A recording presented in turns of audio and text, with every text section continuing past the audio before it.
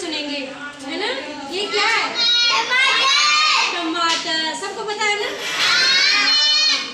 तो टमाटर की कहानी सुनते हैं ना। आहा टमाटर